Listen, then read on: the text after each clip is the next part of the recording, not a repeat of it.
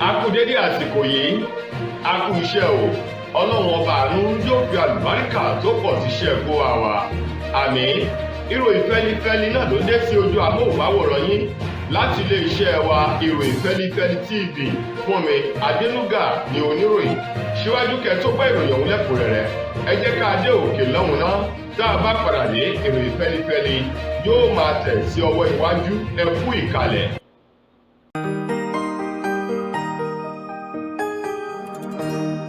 Ìròyìn fẹ́lifẹ́li TV, àjààbálẹ̀ làwọn ìròyìn ti wà, máa wò lóòrèkóòrè.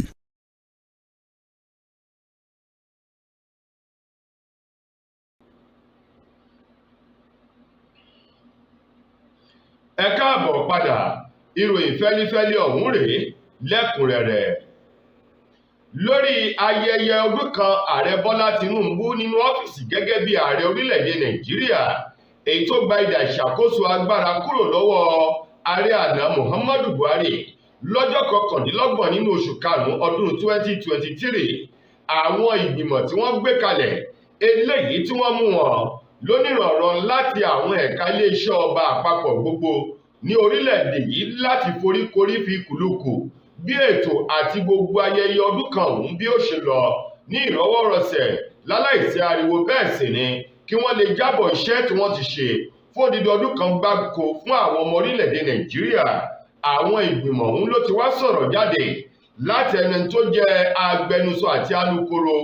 eléyìí tó ní ṣe lórí ọ̀rọ̀ ìròyìn àti ìbára ìlú sọ̀rọ̀ látinú ọ́fíìsì ẹni tó jẹ́ akọ̀wé àgbà orílẹ̀-èdè wa Nàìjíríà ti George Akume. Ọ̀gbẹ́ni ọ̀hún Ṣẹ́gun eléyìí tó gbé ọ̀rọ̀ ọ̀hún léde wò lọ́jọ́ ajé Monday nílùú Àbújá ló ti sọ di mímọ̀ wípé ayẹyẹ gbogbo yóò bẹ̀rẹ̀ ní ọjọ́ 22 tí ṣe ọjọ́rú Wednesday oṣù karùn-ún ọdún tá a wà yìí, pẹ̀lú ọ̀rọ̀ eléyìí tí wọn yóò bá àwọn ará ìlú sọ tí gbogbo àwọn akọ̀ròyìn yóò sì péjú pésẹ̀ síbẹ̀. Eyín ní Radio House tó wà ní Aso Rock nílùú Àbújá, níbi tí ààrẹ yóò ti jábọ̀ iṣẹ́ àkọ́kọ́ rẹ̀ fún gbogbo àwọn ọmọ orílẹ̀-èdè yìí, ibi tí iṣẹ́ dé àti àwọn ohun rere mèremère tó tún wà nílẹ̀ síwájú sí o. Ọ̀gbẹ́ni Ṣẹ́gun ọ̀hún ni tí yóò bá fi di ọjọ́ 22 Wednesday èyí tí wọ́n fi ṣe World Conference Day àti àwọn ètò tí wọ́n ti là kalẹ̀ ni yóò bẹ̀rẹ̀. Ẹni tí yóò bá fi di ọjọ́ Jímọ̀ ọjọ́ 24 nínú oṣù karùn-ún ọdún yìí bákan náà, ó ní àwọn ọ̀rọ̀ yìí náà yóò tún wáyé. World Conference Day yóò tún wáyé ní Radio House eyín nílùú Àbújá. Ó ní ọjọ́ Saturday Sunday, ó ní gbogbo àwọn ọjọ́ kọ̀ọ̀kan ló ti ní àlàkalẹ̀ ètò eléyìí tí wọ́n ti là kalẹ̀ fún ayẹyẹ ìsàmì ọdún kan ààrẹ Bọ́lá Ahmed nínú ọ́fíìsì gẹ́gẹ́ bí ààrẹ orílẹ̀-èdè Nàìjíríà. Ó ní gbogbo rẹ̀ pátá ni wọ́n sì máa bun àwọn ọmọ orílẹ̀-èdè yìí láti mọ ibi tí wọ́n bá iṣẹ́ dé àti ibi tí iṣẹ́ ọ̀hún tó ń lọ. Ilé-iṣẹ́ ìfọ epo ti ìjọba àpapọ̀ tó wà nílùú Port Harcourt ni yóò bẹ̀rẹ̀ iṣẹ́ tí ó bá fi di àrígbọ̀ngbọ̀n oṣù keje ọdún èyí tí a wà nínú rẹ̀ yìí. Ilé-iṣẹ́ ìfọ epo ọ̀hún tí wọ́n ní ó ń gba epo rọ̀bì 210,000 tí ó máa pèsè rẹ̀ ní fífọ̀ lójoojúmọ́ o,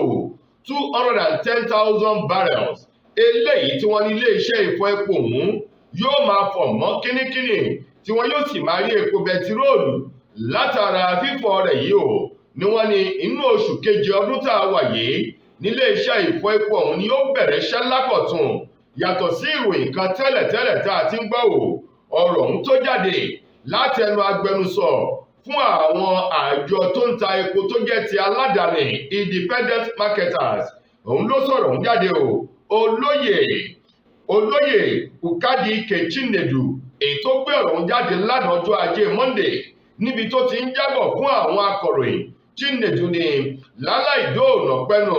láì fi nǹkan kan falẹ̀ mọ́ o. Ó ní ètò gbogbo ló ti tò kalẹ̀ nílé iṣẹ́ ìfọ epo ti Port Harcourt náà. Ó lóun fi dá àwọn ọmọ orílẹ̀-èdè Nàìjíríà lójú o wípé oṣù kejì ọdún tá a wà nù rẹ̀ yìí yóò bẹ̀rẹ̀ iṣẹ́ nítorí ràbájì gan nítorí rẹ̀gẹ̀dẹ̀ fẹ́ẹ̀ ni yóò máa fọ epo tìkẹ́tìkẹ́. Ó ní àǹfààní àkọ́kọ́ ni wípé epo bẹtiróòlù yóò wà lọ́pọ̀ yanturu, kò ní sísún kẹrẹ fà kẹrẹ mọ́ láwọn ilé ìtajà epo bẹtiróòlù gbogbo ní orílẹ̀-èdè Nàìjíríà. Ó ní àǹfààní ẹlẹ́ẹ̀kejì ní wípé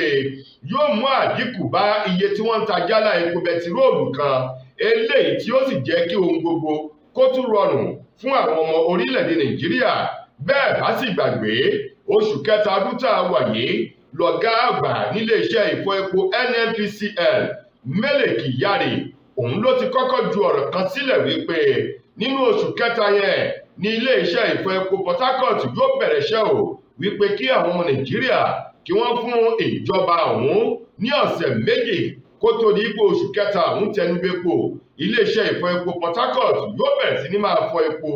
léyìí tó sì jẹ́ wípé pàbó ní ìròyìn ọ̀hún já sí o. Ṣùgbọ́n látẹnu Chinedu oníkàwọn ọmọ Nàìjíríà ó fi ọkàn balẹ̀. Ilé iṣẹ́ ìfọ epo Port Harcourt ètò gbogbo ló ti wà nílẹ̀ tí wọ́n sì ti tún ṣe tí ó bẹ̀rẹ̀ iṣẹ́ nínú oṣù keje ọdún èyí tí a wà nínú rẹ̀ yìí.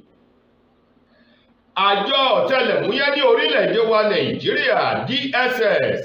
eléyìí tí wọ́n tẹ̀dó sí olúlu orílẹ̀-èdè wa Nàìjíríà ìlú Àbújá o, láti ẹnu ẹni tó jẹ́ olùdarí ọ̀rọ̀ ìròyìn bárá ìlú sọ̀rọ̀ nínú àjọ DSS ọ̀hún, eyín ọ̀gbẹ́ni Adamu Gwari ló ní bá àbá ní parọ́ tanra wà. Ó ní ọ̀rọ̀ tí ń bẹ nílẹ̀ yìí oòrùn tí ò ṣe dáwọ́ bò ní, àti wípé òṣùpá alẹ́ tí ò ṣe fi aṣọ ìbora bò. Ó ní ọ̀rọ̀ yìí o, ó ní láàrin ọdún kan èyí tí ààrẹ Bọ́lá Ahmed Tinubu gorí oyè gẹ́gẹ́ bí ààrẹ, ó ní ètò ààbò nílùú Àbújá o ló ti fẹsẹ̀ múlẹ̀ dáadáa sí i, yàtọ̀ sí bó ṣe mẹ́hẹ̀ tẹ́lẹ̀. Gwari ní tẹ́lẹ̀ rí ojoojúmọ́ ayé o ni wọ́n ń gbọ́ wípé wọ́n jí ènìyàn gbé, àwọn alọ́kọ́lòǹkígbe, àwọn tí ń jiyàn gbé àti àwọn tó jẹ́ agbésùmọ̀mí tó ń dìhà ogun mọ́ra ni wọ́n ń kọlu ìlú Àbújá lóòrèkóòrè, tó sì mú pákáleke ìfòrúrú ọkàn bá gbogbo àwọn ènìyàn tó ń bẹ nílùú Àbújá o. Adamu Gwari eléyìí tó ń sọ̀rọ̀ náà nínú ìfọ̀rọ̀wánilẹ́nuwò kan èyí tí àwọn akọ̀ròyìn tí wọ́n ṣe fún nílùú Àbújá ló ti ń gbé òṣùbà ràbàndẹ̀ fún ààrẹ Bọ́lá Ahmed Tinubu pẹ̀lú bó ṣe mú ètò ààbò lé gbọ̀ngbọ̀n lórílẹ̀-èdè Nàìjíríà àti nílùú Àbújá tí ṣolúlu orílẹ̀-èdè yìí. Ó tẹ̀síwájú nínú ọ̀rọ̀ rẹ̀, ó ní ìgbà tí alákòóso fún olúlu orílẹ̀-èdè Nàìjíríà Nyesom Wike tó ti gba ìdá agbára gẹ́gẹ́ bí alákòóso nínú oṣù kẹjọ ọdún tó kọjá, ó ní ètò ààbò ìlú Àbújá o ló túbọ̀ fẹsẹ̀ múlẹ̀ dáadáa sí i láìsí àwáwí tàbí ṣùgbọ́n kan. Gwari ní òun gbé òṣùbà fún ètò ìṣèjọba Tinubu o fún iṣẹ́ takuntakun èyí tí wọ́n ń ṣe pẹ̀lú àwọn ọ̀rọ̀ èyí tí wọ́n ń gbọ́ lẹ́nu àwọn ará ìlú tó ń gbé nílùú Àbújá àti lórílẹ̀-èdè yìí bí wọ́n ṣe ń gbóṣùbà fún ààrẹ Tinubu o lórí bó ṣe mú ètò ààbò lé gbọ̀ngbọ̀n nílùú Àbújá àti ní àwọn agbègbè rẹ̀. Látijọ́ aláyé ti dáyé lọ́kọ́ tí ń solówó orí aya tájọṣepọ̀ wọn sì jẹ́ gbádùn òǹfà ìfẹ́. Tẹ́rẹ̀ ìgbádùn lọ́kọláya bá ti ń bọ́ ságídé kásáyàn òfàǹfẹ́ láàrin wọn dò ní yọ̀bẹ̀kẹ́. Tọkọ ò lè gòkè lọ́wọ́ déré, tọkọ wa ń ṣe súkẹ́súkẹ́ lórí aya. Orísun ló yẹ ká padà sí, ká tọ́jú ara wa pẹ̀lú S2 Herbal Bitters. Sátẹ̀ kan lẹ̀ gbọ̀ngbọ̀ngbọ̀n, ká kó lẹ́gbẹ́ àwọn tí ń bẹ̀bẹ̀ fàyà lórí ibùsùn. S2 Herbal Bitters 100% herbal tí ò lọ́tí kankan nínú, pẹ̀lú oúnjẹ NAFDAC. S2 Herbal Bitters ilé-iṣẹ́ S2 Ultimate Holistic Spiritual Herbal Remedy International Limited ló ṣe 002 Park Street First Avance Junction Ọ̀lẹ́yọ̀ Ìbàdàn Ọ̀yọ́ State. Ó wà lọ́pọ̀ yanturu ní 1825 Olúyọ̀lé Shopping Complex New Garage Ìbàdàn. Ẹ ti lè ríra ní Lasorat Royal Plaza Asunlẹ̀ Junction off Akala Express Ìbàdàn Ọ̀yọ́ State. Fún ìkúnrẹ́rẹ́ àlàyé síwájú sí tàbí tẹ́yìn gan bá fẹ́ jẹ́ alágbàtà fún wa, ẹ pè tàbí ká WhatsApp wa lórí +234 704 079 0153 tàbí ká kàn sí +234 806 400 0204. Bákan náà ni ẹ lè kàn sí abroad line wa lórí +353 894 982 845. Ẹ mọ́ gbàgbé wípé ìlera lóògùn ọrọ̀, tó fi já sí wípé ẹ ti lè kàn sí ilé-iṣẹ́ S2 Herbal Mixture fún ìtọ́jú àwọn àìsàn míì lóníran bíi ìfúnpá gíga, diabetes, low sperm count, ìdákọ́lẹ̀, arthritis, bone fat, blood cleansing, rheumatism, infertility àti èyíkéyìí àìsàn tó bá ń bá yín fúnra nínú ara. S2 Herbal Bitters ó dára fún ìgbádùn ọkùnrin àtobìnrin. ẹ̀wẹ̀ bá a ti ń gbìyànjú ká jẹ èkuru kó tán láwo ń làwọn oníṣẹ́ ibi kan ò ní wọ́n tún gbọ́wọ́ rẹ̀ sí lórí ọ̀rọ̀ tí ẹni tó jẹ́ olùdarí ọ̀rọ̀ ìròyìn àti nílé iṣẹ́ àjọ DSS bó ṣe ń gbé oríyìn fún ààrẹ Tinubu wípé ètò ààbò ti fẹsẹ̀ múlẹ̀ dáadáa nílùú Àbújá ìtún ni àwọn agbésùmọ̀mí àwọn ajínigbé o làwọn náà tún ṣiṣẹ́ tiwọn o nílùú Àbújá yìí bákan náà tí wọ́n ti ní ètò ààbò ó ti fẹsẹ̀ múlẹ̀ dáadáa lábẹ́ ètò ìṣèjọba Tinubu wọ́n ní ó kéré tán o àwọn ènìyàn èyí tó tó 20 o ní àwọn ajínigbé o ni wọ́n jí gbé lọ ní Dawaki community eléyìí tí wọ́n ní ó wà ní tòsí Kubwa ní ìlú Àbújá tí ṣolúlú orílẹ̀-èdè wa Nàìjíríà ni wọ́n jí gbé lọ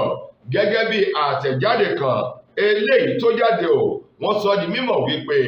ọjọ́ àìkú Sunday ní nǹkan bíi aago 7:30 ọwọ́ ìrọ̀lẹ́ mọ́ alẹ́ o lọ́jọ́ Sunday tó kọjá yìí làwọn ajínigbé ọ̀hún ni wọ́n wọ inú ìlú ọ̀hún tí wọ́n pè ní Dawaki pẹ̀lú ìbọn lọ́wọ́ nítorí kẹ̀wù ni wọ́n ń ta ìbọn sókè nítorí lákọlákọ tí wọ́n sì ní wọ́n ya wọ ilé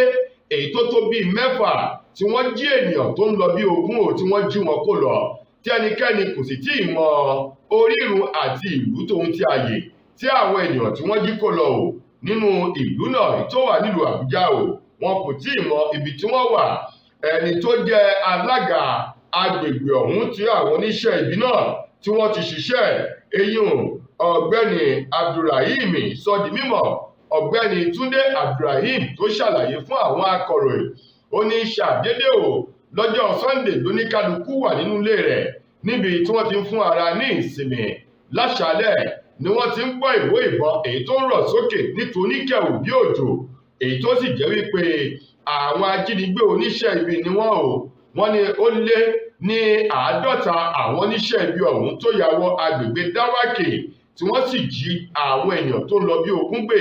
ó ní ilé bíi 6 ni wọ́n ya wọ̀ tí wọ́n ti rí àwọn èèyàn ń kó lọ Túndé Abdulrahim tó jẹ́ alága agbègbè Dawaki ní àwọn pé àwọn ẹ̀ṣọ́ aláàbò ń toní lemọ́lemọ́ kó tó di wípé àwọn ènìyàn ọ̀hún wọ́n ṣiṣẹ́ ibi náà tí wọ́n sì lọ lẹ́yìn tí wọ́n lọ tán o làwọn ọlọ́pàá àti àwọn ẹ̀ṣọ́ aláàbò yòókù ni wọ́n tó dé agbègbè náà ẹni tó jẹ́ alukoro fún iléeṣẹ́ ọlọ́pàá nílùú Àbújá eyín Josephine Adé òun náà sọ di mímọ̀ o wípé alámòjútó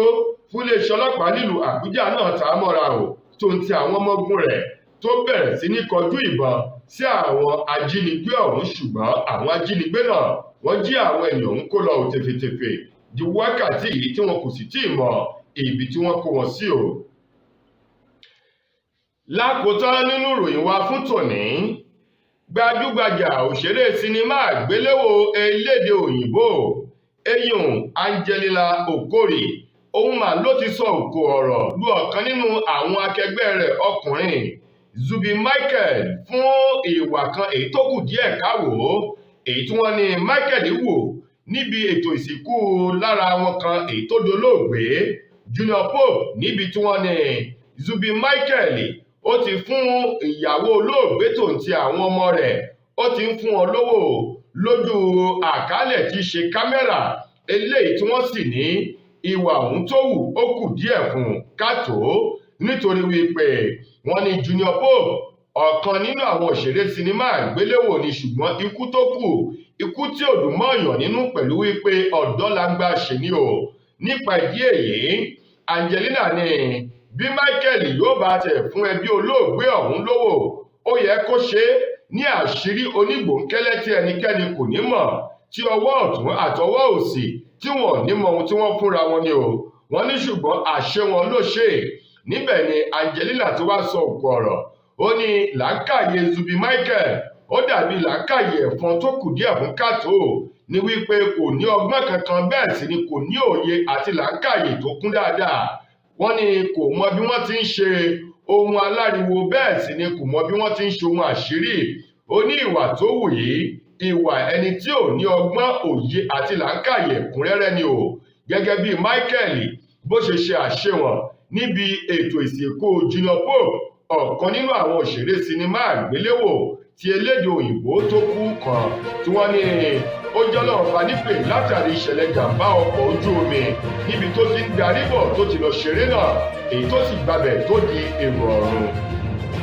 tó ẹ̀yin ará ìròyìn fẹ́lifẹ́li kò ní jù báyìí lọ títí ojúmọ́ ọ̀la tẹ́ẹ̀tù máa gbọ́ tòrò ìmíì fún mi.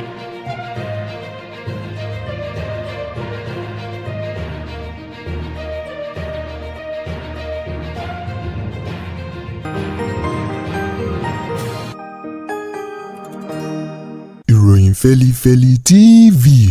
àjààbálẹ̀ làwọn ìròyìn ti wà máa wò lóòrèkóòrè.